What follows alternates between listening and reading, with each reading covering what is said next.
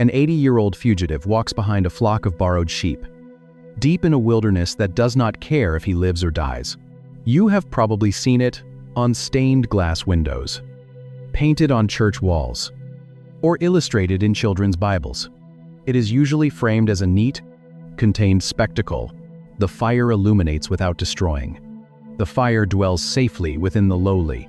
But there is a massive tension remaining in the text.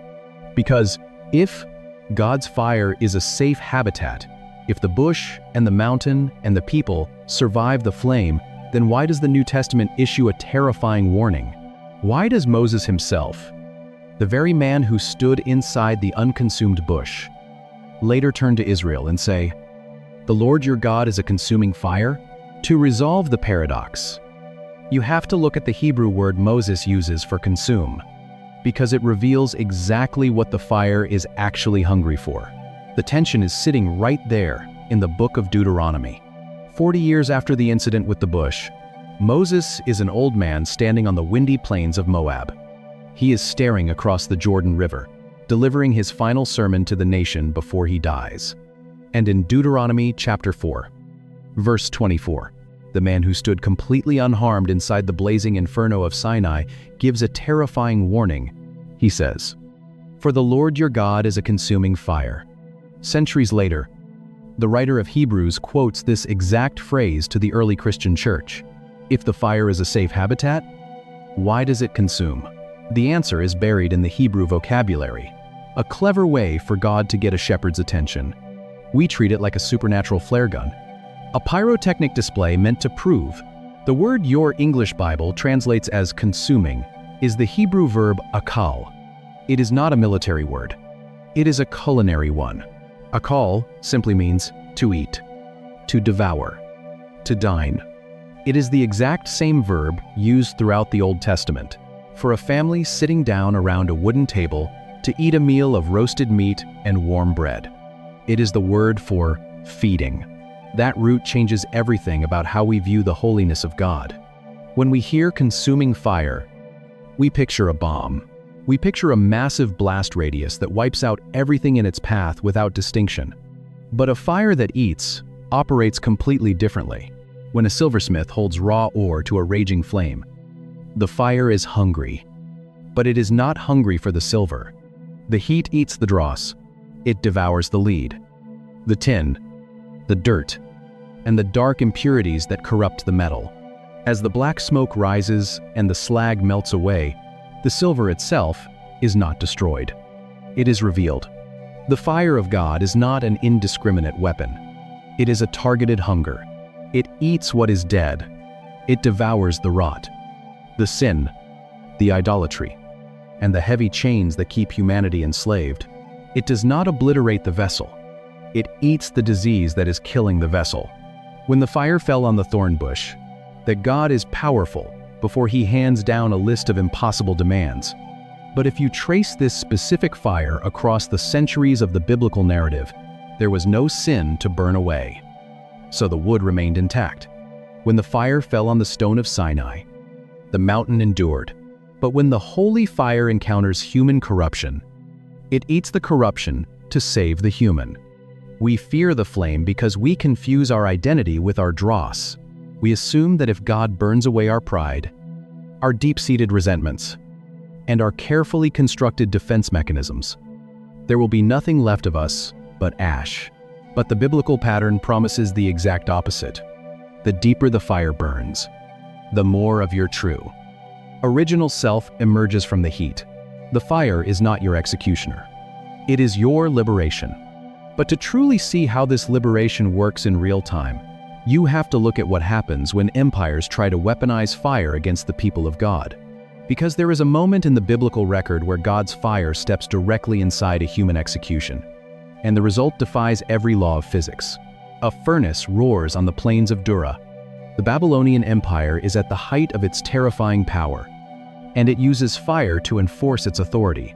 The massive brick kiln is heated 7 times hotter than normal. It is so hot that the heat waves visibly distort the air. It is so hot that the elite soldiers who push the prisoners toward the opening are instantly struck dead by the thermal blast. It refuses to behave the way we expect. It is a thread that runs straight from the backside of the desert, through the holiest rooms. 3 Hebrew exiles fall into the roaring orange heart of the flame. Their hands are tied behind their backs. The rough, heavy hemp cuts into their wrists. They are wearing their tunics, their trousers, their turbans. They are completely defenseless against the heat. King Nebuchadnezzar sits on his throne, expecting to hear the brief, violent sound of human bodies being consumed by an imperial execution. He expects the fire to do what fire always does. But the screams never come. The king leans forward. He squints through the blinding glare of the furnace, and he sees a theological impossibility. He sees 4 men. They are not writhing on the brick floor.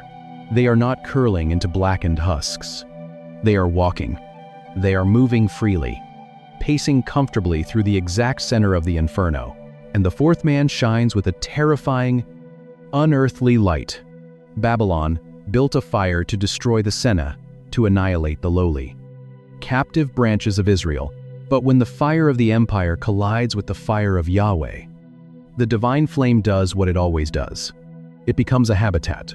The bush in the desert burned, but it did not turn to ash. The mountain in the wilderness burned, but it did not turn to liquid. The men in the furnace burn, but they do not turn to bone. When the panicked king orders them out of the temple, all the way to the birth of the early church. And if you look closer at the text, at the specific Hebrew words, the 3 exiles step onto the cool sand of the plain. They do not have a single burn blister on their skin. Their linen tunics are not scorched. You cannot even smell the sharp, metallic scent of smoke on their hair. The fire was hungry, but it refused to touch the men. It only ate the ropes. The fire only devoured the heavy cords that were binding them. It ate their captivity, and it left their humanity completely intact. This is the ultimate revelation of the consuming fire. God's presence does not burn his people. It burns what holds his people captive.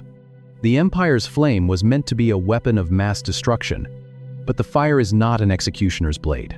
It is a surgeon's scalpel.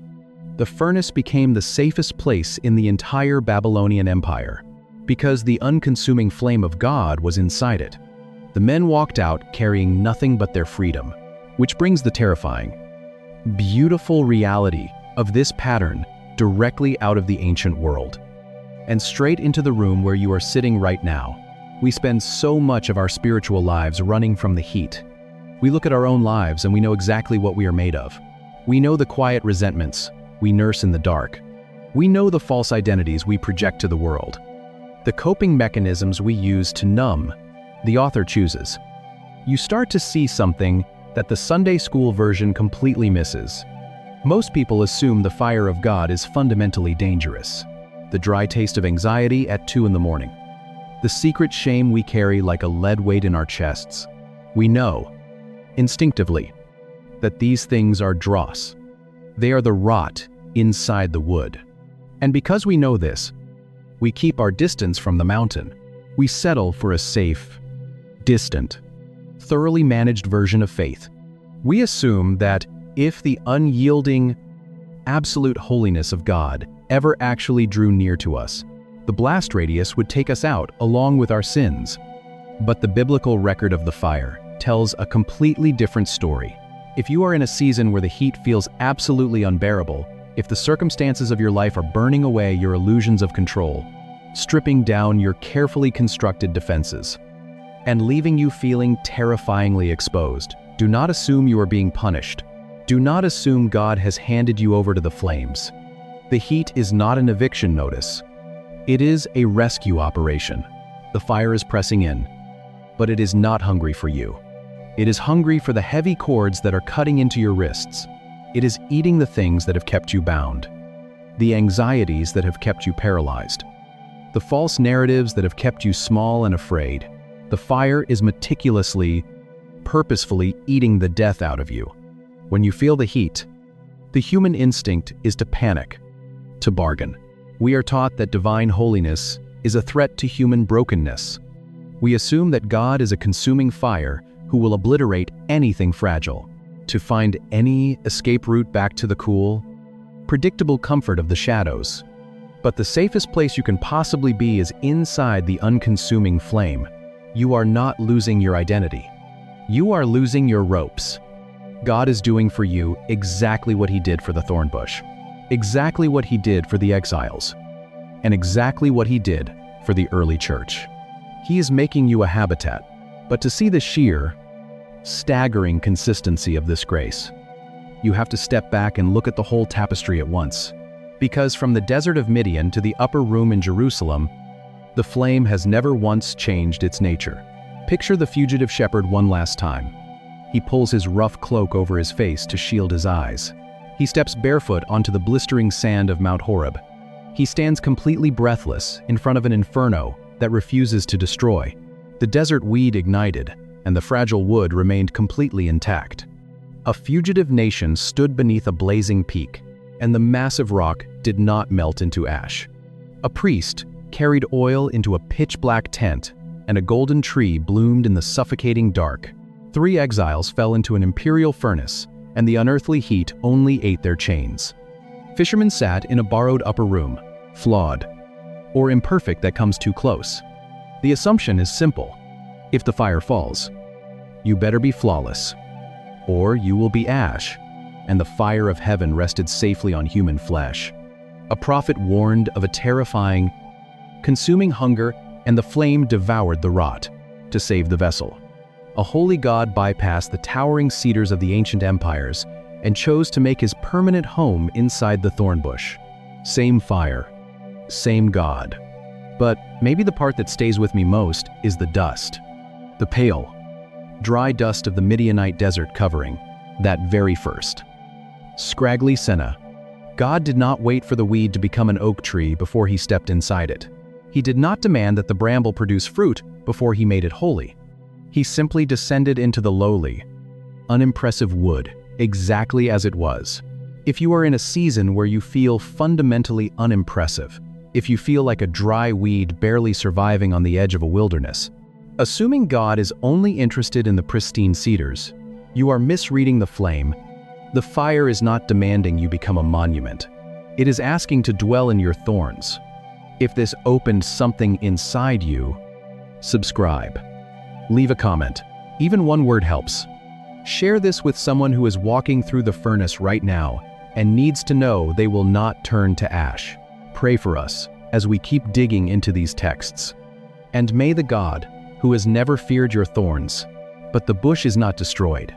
This is the first time in Scripture that God manifests His presence as a sustained, localized fire, your thorns. Step into your wilderness and burn away every heavy chain that holds you down. And the most crucial detail of the entire scene is what the fire refuses to do. The fire is not a weapon. It is a habitat. The sand here burns through leather sandals. The air is so dry it cracks the inside of your nose. The paradox of the unconsumed bush changes how you read every other fire in the text. From a smoking mountain peak in the Sinai desert to a suffocating golden furnace in Babylon, all the way to a rushing wind in an upper room in Jerusalem. Every time the fire falls, it is answering the exact same question. But to feel the weight of this flame, you cannot start with the fire itself. You have to start with the wood. Exodus chapter 3, verse 2, tells us that the angel of the Lord appears to Moses in a blazing fire from the middle of a bush. If you are reading the text in English, bush sounds generic. It sounds like landscaping. You picture a manicured shrub in a suburban garden. But the author of Exodus did not use a generic word for vegetation. The word used here is the Hebrew seneh. It is a remarkably rare word. It appears only 6 times in the entire Hebrew Bible. And 5 of those occurrences are locked inside this single narrative. The seneh is not a towering cedar of Lebanon. It is not a sturdy oak with deep roots and expansive branches. It is a bramble, a thorn, scraggly, unremarkable desert weed. It is the kind of dry brush that nomadic shepherds step over or hack down to use as cheap kindling, simply because it is useless for anything else. In the ancient Near East, the towering, Majestic trees were universally understood to be the domains of the gods. The cliffs of Mount Horeb loom overhead, jagged, red, and completely silent. He is 40 years removed from the palaces of Egypt. The deities of Egypt and Canaan were associated with cedar and oak, symbols of architectural power, permanence, and unbroken strength. Yahweh chooses a weed. He bypasses the magnificent timber of the empires and descends into a thorny bramble covered in the pale dust of the desert. The medium of the revelation is intentionally, almost offensively, unimpressive.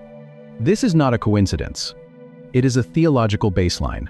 The Sene is a physical manifestation of Israel's status in the world at that exact historical moment. They are not an empire. They are not a towering cedar among the nations. They are a fractured, enslaved, weary people, bleeding daily under the leather whips of Egyptian taskmasters. They are the thorn bush. And the fire of the divine presence enters the thorn bush. But the linguistic echo of this word goes even deeper. The root of Sene is inextricably linked to the name of the very ground Moses is standing on. Later in the Exodus narrative, this geographic region will become the center of Israel's covenant with God. The place is Mount Sinai. Sinai, the mountain of the Sene, the mountain of the thorn bush. God is establishing a pattern here that will define the rest of biblical history. His presence does not require a pristine, perfect vessel in order to manifest. The fire is not looking for a worthy monument, and he has resigned himself to dying as a nameless shepherd at the edge of the known world. And then, his eyes catch the glow. It is looking for a place to dwell. You do not have to be an oak tree to hold the glory of God. But the isolated fire burning in this single desert weed is only a prototype. It is a miniature model of a much larger collision between heaven and earth. Because months later, the fire is going to expand. 3 months pass. The fugitive is now a deliverer. A sea of escaped slaves walks through the dry valleys of the desert. They arrive at the base of the exact same mountain, Mount Sinai, the mountain of the thorn bush. But the fire has changed. The sky turns the color of bruised iron. The ground violently shakes. A trumpet blast shatters the quiet. Growing louder by the second, thick smoke billows up, smelling of sulfur and open flame, and fire descends on the jagged peak. The isolated flame of the Sene has expanded. The entire mountain has become the burning bush. Look at the parallel rhythm in the text of Exodus 9:9. The rock shakes. The people shake. The sky darkens. The peak ignites. The people step back in terror. They feel the vibration of the mountain through their leather sandals. They hear the thunder vibrating in their ribs. They taste the heavy dust kicked up by the wind. They have just left the brickyards of Egypt. A scrubby, insignificant desert bush is on fire. Fire in the desert is not a miracle. Lightning strikes. Dry heat builds. Brittle brush ignites. They know what furnaces do. Furnaces destroy. Furnaces devour fuel. They look at the summit and assume they are about to die.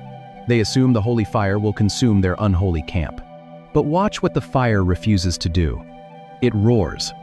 It blazes. It covers the stone, but the rock does not turn to liquid. The people are not turned to ash. Moses walks directly into the thick darkness. He climbs straight into the center of the inferno. He stays inside the flame for 40 days and 40 nights. And he does not burn. The thorn bush was not consumed. The mountain is not consumed. Israel is not consumed. The pattern holds. The fire illuminates. It does not annihilate. The fire is not an executioner. It is a habitation. God is scaling up the revelation of the desert weed. What happened to a solitary shepherd is now happening to an entire nation. The God of the universe is wrapping his presence around a thorny, broken people. He is proving that they can exist within his proximity and survive. But there is a geographic problem.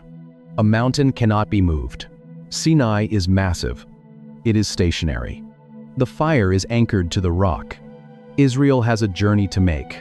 They have to walk to the promised land. They have to cross a hostile desert. They cannot stay at the base of the mountain forever. It flares up, burns out in 3 minutes, and leaves nothing but a smudge of charcoal on the rocks. But Moses stops walking. If the presence of God stays on Sinai, the people will walk into the wilderness alone. So God gives an architect a very specific blueprint. He takes the fire of the mountain, and he makes it portable. The blueprint is recorded in the 25th chapter of Exodus. God commands the construction of a mobile sanctuary, a tent made of heavy animal skins, and woven linen that will travel with the Israelites through the dust. Inside the first room of this tent, the holy place. It is pitch black. The thick layers of badger and ram skins block out the harsh desert sun entirely. There are no windows. There is only one source of light. It is beaten out of a single massive block of solid gold, and it is meant to burn pure. Pressed olive oil continuously from evening until morning. If the architecture of these ancient texts is starting to shift the way you see the story, you're exactly who this channel is for. Drop a thought in the comments and hit subscribe. Because every week we go deeper into the text than you knew was possible. So the craftsmen take their hammers to the gold. In English translations, this object is usually called a lampstand. That sounds industrial. It sounds like a purely functional piece of metalwork designed to keep a dark room visible. But look at the specific Hebrew words God uses. Because of what is missing, there is no white ash falling to the ground. There is no sharp crack of moisture hissing as the wood splits open to dictate its design in Exodus 25, verses 31 through 33. The text says the lampstand must have 6 kane coming out of its sides. It must be decorated with kaftor and perich. These are not architectural or metallurgical terms. Kane means a stalk, a branch, or a reed. Kaftor translates to the bulb or the calyx of a plant. Perich is the Hebrew word for a budding blossom. This vocabulary belongs in a garden, not a metal shop. The exact same root words are used in Genesis chapter 1, when the earth brings forth vegetation, and in Numbers chapter 17, when Aaron's wooden staff miraculously sprouts almonds and flowers overnight. The menorah is not a piece of furniture. It is a tree. It is a stylized, metallic, botanical structure. It is a tree covered in blossoms, with 7 branches holding 7 bowls of burning oil. When the priest walked into the pitch-black room of the tabernacle, breathing in the heavy scent of frankincense and burning oil, he was not just turning on a light. He was looking at a burning bush. God took the terrifying, awe-inspiring revelation of the Senna in the wilderness and miniaturized it. He placed the unconsumed, burning tree right in the center of Israel's worship. The message was woven into the very gold of the sanctuary. The fire that fell on the mountain is the same fire that walks with you in the dark. But for centuries, the leaves are not curling into blackened husks. The bush is blazing, furious and blinding, but the branches remain perfectly intact.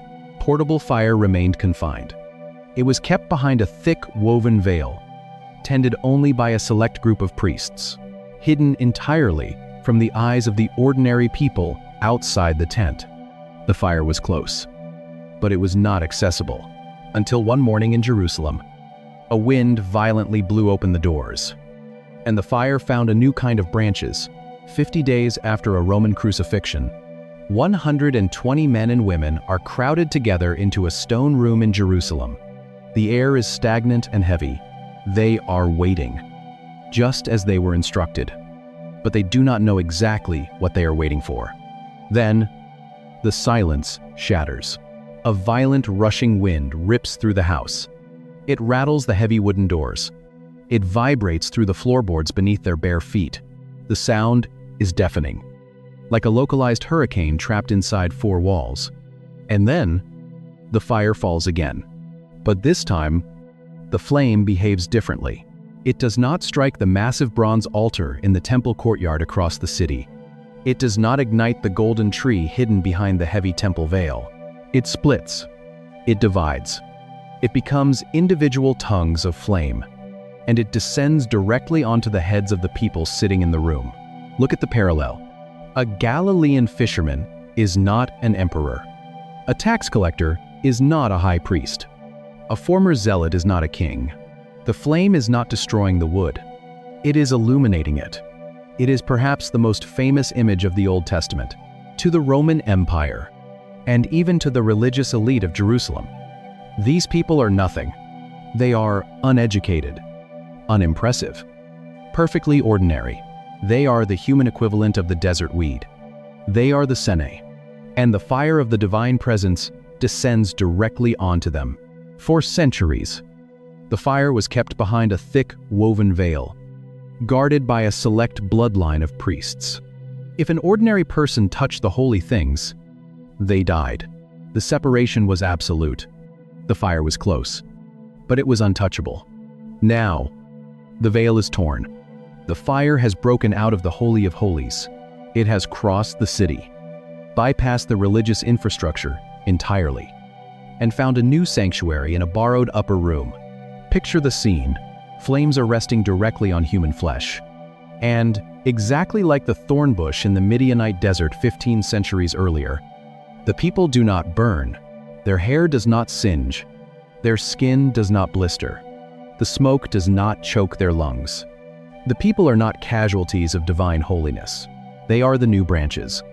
The isolated burning bush of the desert became the massive burning mountain of Sinai. The mountain was miniaturized into the golden burning tree of the tabernacle. And now, the tree has shattered into 120 pieces, resting on humanity itself.